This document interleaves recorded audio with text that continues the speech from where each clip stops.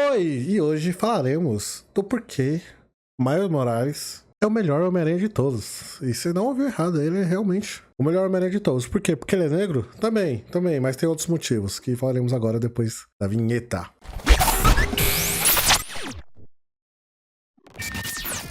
Então, pra começar a explicar isso, vou ter que dar uma voltada um pouco no tempo. Vou ter que dar exemplos de algumas outras coisas e primeiro teremos que definir o que seria um protagonista, certo? Então, basicamente, um protagonista é o ser central da sua história. Então, a história basicamente gira em torno do protagonista e das suas ações e a gente vê, muitas vezes, o seu ponto de vista, né? Então, a história é baseada através dessa figura principal, né? E muitos protagonistas famosos aí que temos na cultura pop, por exemplo, é o Luke de Star Wars, é o Neo de Matrix, Naruto.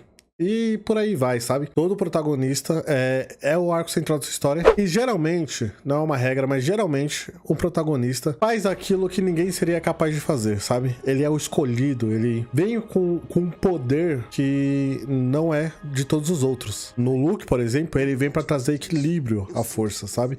Uma coisa que só ele pode fazer. O Neo, ele é o único que pode dominar a Matrix e reescrever seu código. E o Naruto, no caso, é aquele que tem o poder interior em si, que quer mudar essa sede de vingança que tem no mundo dele, né? E esses heróis têm muitas coisas em comum, né? Teve um livro que foi feito pelo Joseph Campbell, que ele explica a jornada do herói. E você me pergunta, Victor, o que seria essa jornada do herói, né? Basicamente, é uma forma de você contar histórias que várias pessoas utilizaram mesmo sem saber. Então, inconscientemente, pessoas seguiram esse padrão de história para ser contada, onde tem uns 10 ou 11 passos, onde você pode seguir. Não necessariamente esses passos são seguidos nessa ordem com a qual eu vou falar, mas geralmente, a maioria das histórias ele tem essa ordem, e isso faz o herói ser grandioso em si. Isso faz o herói ter suas aberturas e seus triunfos, sabe? Isso você pode ver em diversas obras. Eu vou mostrar aqui pra vocês a semelhança entre o Homem-Aranha no Aranhaverso, e não o novo que saiu, mas o primeiro, e o Homem-Aranha comum. Eu vou mostrar essas duas semelhanças pra você, mas isso acontece em várias histórias. Em Matrix, acontece até na Bíblia com Jesus, com Star Wars, e por aí vai, né? Isso é dividido em alguns passos. E o primeiro passo, qual seria? O primeiro passo é o mundo comum. Então, basicamente, nosso protagonista tem que estar em um mundo, não necessariamente o planeta Terra, mas um mundo onde tem cotidiano, onde tem pessoas comuns, onde há pessoas para ser salvo. Então, esse é o básico que segue todo mundo, né? Aqui no caso do Homem-Aranha, que eu trarei exemplos, eles vivem no planeta Terra normal, como qualquer outro. Depois disso, temos o chamado para aventura, né? Que tanto no Homem-Aranha 1 como no Homem-Aranha no Aranhaverso, acontece quando o Peter e o Miles é mordido por uma aranha radioativa e ganha poderes em si, o que torna ele diferente de toda a humanidade. Após isso, nós temos o passo número 3, que é a recusa do chamado.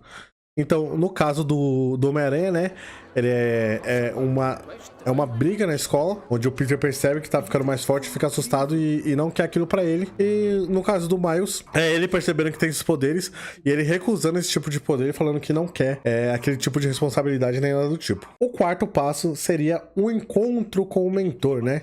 Que aqui no caso do Homem-Aranha clássico, a gente tem aquele encontro famoso com o Tio Ben, onde eles têm aquela conversa no carro e o Tio Ben fala pra ele que com grandes poderes vem grandes responsabilidades. E no caso do Miles Morales, a gente tem um encontro com o próprio Peter, né, que veio de outra dimensão e veio dar meio que ensinamentos pra ele de como ser Homem-Aranha naquele momento que o Peter está tão perdido. Depois disso, nós temos o cruzamento do primeiro portal, né, que é quando o protagonista em si aceita o fardo. Então, no caso do Miles, ele anda como o Homem-Aranha e começa a fazer missões. Eles vão lá na sede dos vilões pra tentar recuperar os arquivos pra fazer seu novo chip.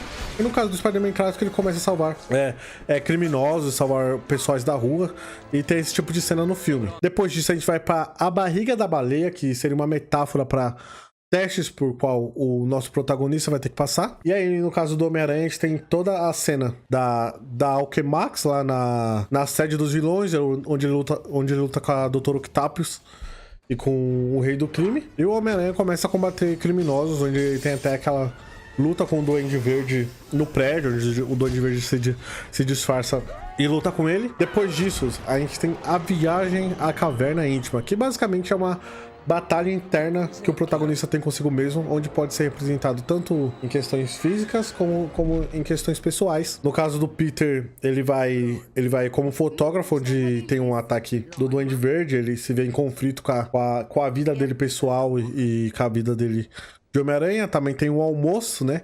Que ele tem um almoço com o Osborn, e ele percebe ali que o Osborn percebeu ele como Homem-Aranha, sabe? Tem essa tensão pessoal do próprio Peter, onde ele vê a Tia May sendo atacada, e ele pensa sobre como isso vai trazer consequências pra sua vida pessoal sendo um Homem-Aranha.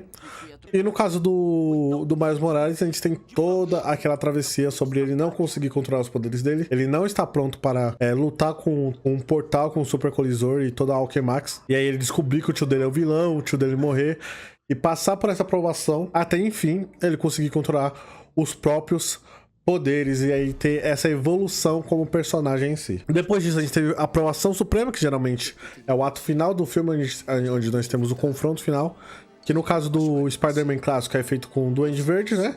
Aquela batalha onde o Duende Verde acaba se matando. E com o Miles Morales é feito na Batalha do Colisor, onde ele leva todo mundo pra casa, restaura assim e salva a cidade, mostrando o seu todo potencial. Depois a gente tem o nono passo, que é a recompensa, que no caso do Peter, no Homem-Aranha clássico, seria a Mary Jane terminar como sua namorada, ter a paixão da Mary Jane. Se a recompensa em si não tem que ser material ou coisa do tipo, às vezes pode ser apenas algo que o protagonista almeja. E no caso do Miles é a reconciliação, né, com o seu pai, que ele sempre teve uma relação meio conturbada, que vai mostrando ao longo do filme. E você vê que no final ele se dá bem com seu pai e consegue ter as pazes. Depois disso nós temos o caminho de volta, que é o protagonista voltando para o mundo, né? Então ele volta para suas tarefas cotidianas mundanas. E, por fim, o Senhor de Dois Mundos, que é o protagonista tendo sua vida dupla como uma pessoa mundana e uma pessoa com superpoderes, com responsabilidades maiores, por assim dizer. Bom, tendo isso em mente, tendo esses 10, 11 passos em mente, a gente volta à pergunta que, tipo, beleza, Vitor, você explicou que todo mundo aí tem uma história igual, todos os heróis têm uma história igual, mas você não explicou porque o Homem-Aranha é o melhor protagonista ainda, né? Então, basicamente, o Homem-Aranha vai ser... Esse Miles Morales vai ser quem vai quebrar toda essa narrativa. Porque uma coisa é você fazer uma narrativa em um mundo normal, em um mundo com pessoas normais, que é o que todo Homem-Aranha faz. Mas outra coisa é você fazer uma narrativa, que é o que esse segundo filme traz, e essa segunda proposta, onde todo mundo é protagonista, porque todo mundo é o Homem-Aranha. Então, todo mundo tem o seu arco de protagonismo, todo mundo tem a sua forma especial de ser, e ninguém é novo naquilo. Então todo mundo já teve suas perdas, todos são mais velhos que o Miles, todos têm mais experiências que o Miles, por assim dizer. Então o Miles não tá mais naquela posição confortável que a gente conhece como protagonismo. Pô, a gente ainda continua vendo a visão do Miles, mais ou menos, né? Porque a gente também tem uma visão da Gwen no começo do filme, né? Meio que tem essa dualidade. Mas aí isso faz a pergunta por que o Miles continuaria sendo protagonista em meio a tantos Homem-Aranha, sabe? Meio até os Homem-Aranhas clássicos do Tobey Maguire, do Tom Holland, do Andrew Garfield e, né? Nesse aranha-verso inteiro, o Miles Morales é o protagonista. Aí a gente entra, né, na beleza e na genialidade desse filme, que é um filme muito genial, na minha opinião, que é onde o Miles se desvia da narrativa principal, dos eventos canônicos, né, que eles dizem, e aí ele mostra que ele faz o que nenhum Homem-Aranha seria capaz de fazer, porque basicamente o filme traz um padrão de que todo Homem-Aranha tem que passar por algumas mortes e por alguns deveres, como a morte do Tio Ben, a morte da Tia May, por exemplo, em alguns casos a morte do pai da Gwen, a morte do próprio Peter também, no caso da Spider-Gwen. E aí o Homem-Aranha vem pra quebrar isso quando ele descobre que o seu pai também seria uma vítima desses eventos, né, que falam que o Homem-Aranha não pode salvar todo mundo e que certas pessoas tem que morrer para que o papel do Homem-Aranha seja feito. E aí o Homem-Aranha vai contra essa narrativa disrupta e mostra que ele faz aquilo que nenhum Homem-Aranha seria capaz de fazer.